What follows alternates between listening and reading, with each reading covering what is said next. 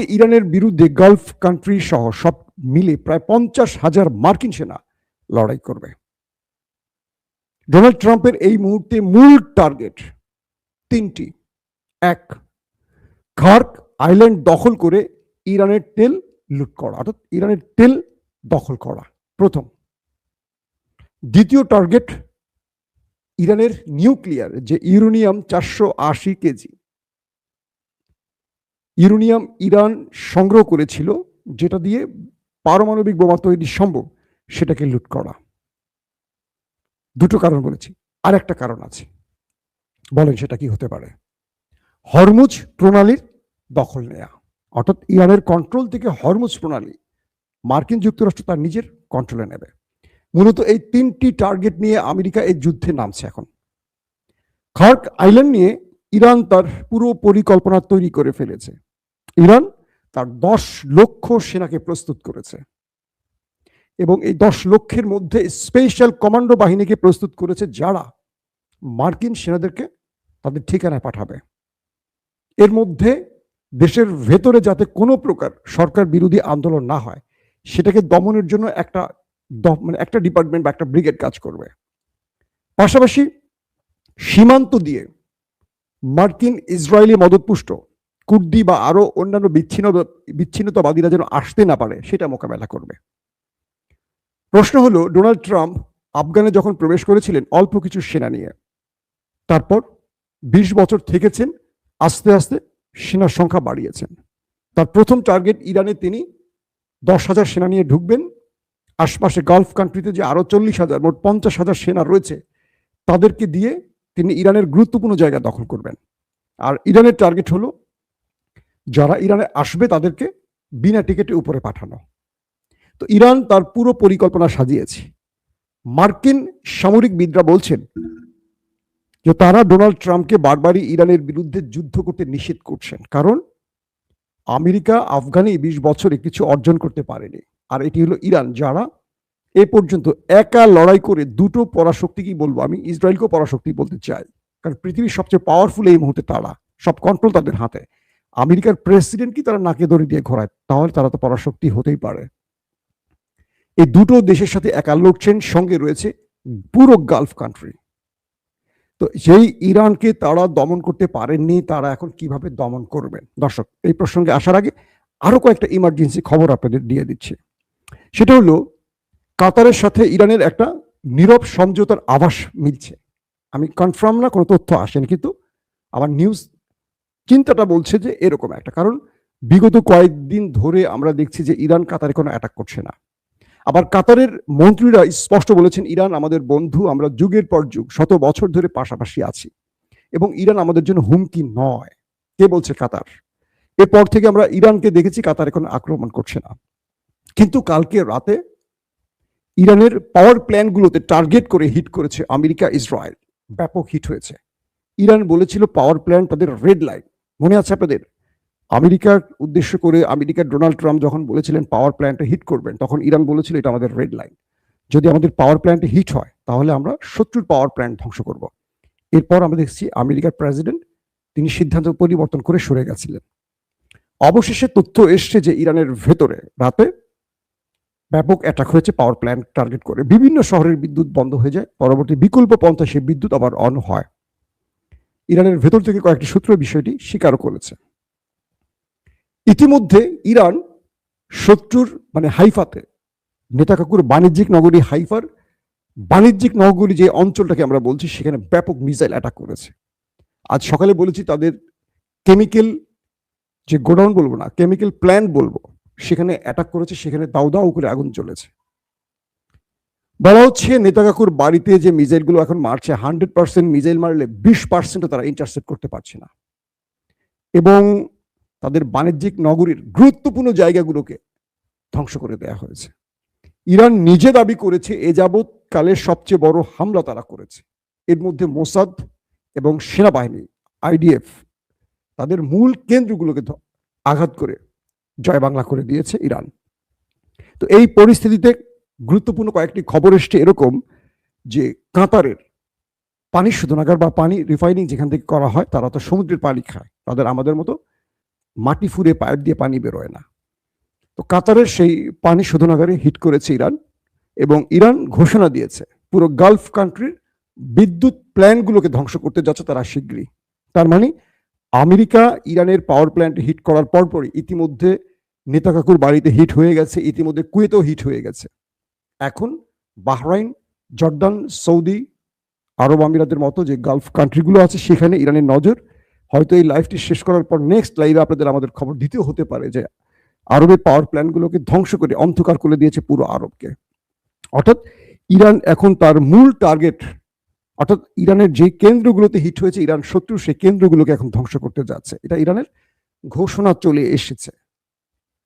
দর্শক, আরেকটি গুরুত্বপূর্ণ খবর হলো যে আমেরিকা খার্কদ্বীপ দখলের জন্য যে পরিকল্পনা তৈরি করেছে, তাদের একটি বিশেষ স্পেশাল কমান্ডো বাহিনী খার্ক আইল্যান্ডের আশপাশে পৌঁছে গেছে, এমন তথ্য এসছে। আপনারা জানেন যে গত দুদিন আগে খার্ক দ্বীপের উদ্দেশ্যে মার্কিনীদের বিশাল একটি সেনাবহর নৌযানে করে এগিয়ে আসে, এবং ইরান সেই বহরে মিসাইল ড্রোন অ্যাটাক চালিয়ে 400 জনকে ওপারে পাঠিয়ে দিয়েছিল, যেটি ওয়াল স্ট্রিট জার্নালও প্রকাশ করেছে। এখন এই মুহূর্তে যেই অবস্থাটা তৈরি হচ্ছে, আমেরিকা যে বুটস অফ দ্য গ্রাউন্ড তৈরি করছে মার্কিন যুক্তরাষ্ট্রের সেনাদের জন্য, এটি একটি কফিনে রূপ নিতে পারে। কিরকম সেই ব্যাখ্যাটা একটু আপনাদের তুলে ধরার চেষ্টা করছি। ইরান আমেরিকাকে মোকাবেলা করতে চাচ্ছে যে পন্থায়, অর্থাৎ ইরান বলছে ওয়েলকাম, মার্কিন মেরিন সেনাদের বলছে ওয়েলকাম, আসো তুমি, ইরানে তোমাকে স্বাগত জানাই, তোমরা আসবা তোমাদের নিজের ইচ্ছায়, ইরানে তোমরা আসছো মেহমান, নিজের ইচ্ছায় আসো, কিন্তু ইরান থেকে যাবে ইরানের ইচ্ছায়। এখন আমেরিকার মূল টার্গেট খার্ক আইল্যান্ড দখল করে ইরানের তেলটা তাদের দখলে নেবে, এবং হরমুজ প্রণালী ওপেন করে দিয়ে পুরো বিশ্ববাজারের তেলকে অবাধ যাত্রার সুযোগ করে দেবে। কারণ এই তেল এখন তৃতীয় বিশ্বযুদ্ধের মূল হাতিয়ার হয়ে গেছে। ইরান এই মুহূর্তে যে পলিসিটি হাতে নিয়েছে সেটি হলো, ইরান যেটি বললাম বুটস অন দ্য গ্রাউন্ড, অর্থাৎ পারস্য সাগরের আশপাশে তারা ব্যাপক মাইন পুঁতে রাখছে। তো এই মাইন পুঁতে রেখে এমন ভাবে তারা শত্রুর জন্য ফাঁদ তৈরি করেছে, যে ফাঁদে মার্কিনীরা পাড়া দিয়ে চোরাবালিতে আটকে যেতে পারে। স্বয়ং ইসরায়েলের প্রধানমন্ত্রী বলেছেন, আমরা ইরানে কোনো সেনা পাঠাবো না, কারণ আমরা মুস্তফা বাহিনীর ধোলাই খেয়ে নিজেরাই এখন ব্যাকুল হয়ে আছে। আমেরিকা যখন তার নিজেদের সেনা নিয়ে আমেরিকায় প্রবেশ করতে চাইছে, ইরানে প্রবেশ করতে চাইছে, তখন ইসরায়েল বলছে তারা ইরানে কোনো সেনা পাঠাবে না।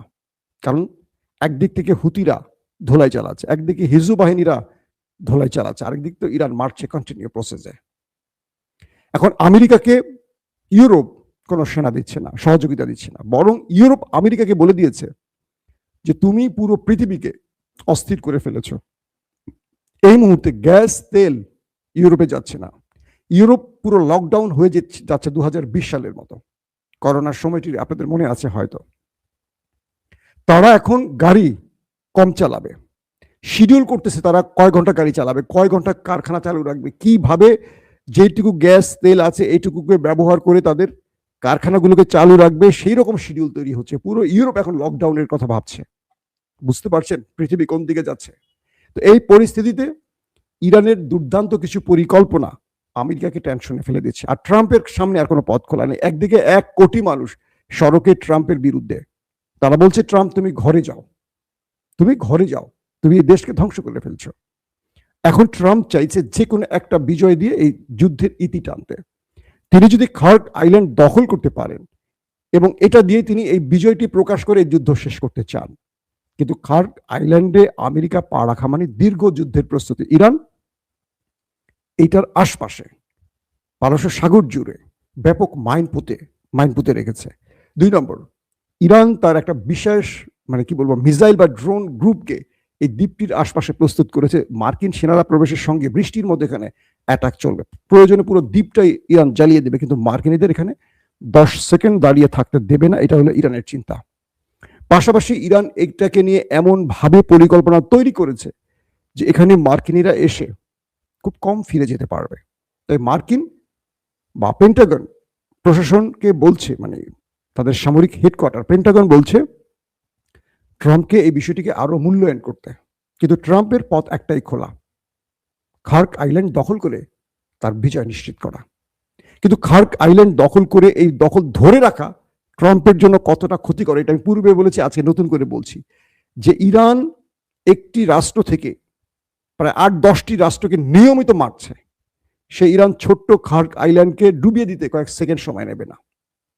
2 নম্বর, যে ইরানের ইউরেনিয়াম আমেরিকার দ্বিতীয় টার্গেট, ফোর্দো যে পারমাণবিক প্রকল্প, সেখান থেকে যে ইউরেনিয়ামটা হঠাৎ করে গায়েব হয়ে গেছে, এটা এখন আমেরিকার মূল টার্গেট। এটা যে নতুন করে পারমাণবিক বোমায় রূপ নেয়নি, এটা কি ইরান আমেরিকা জানে?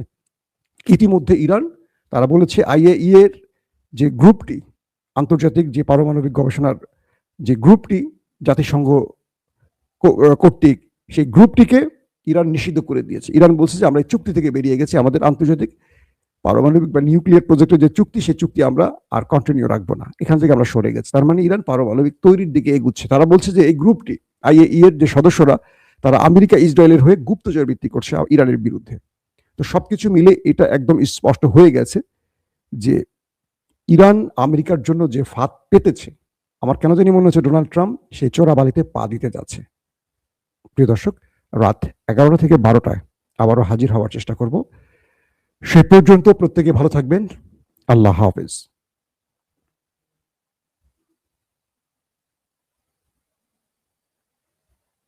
ওপেন দাইস মানে সত্যকে সত্য বলা, মিথ্যেকে মিথ্যে বলা।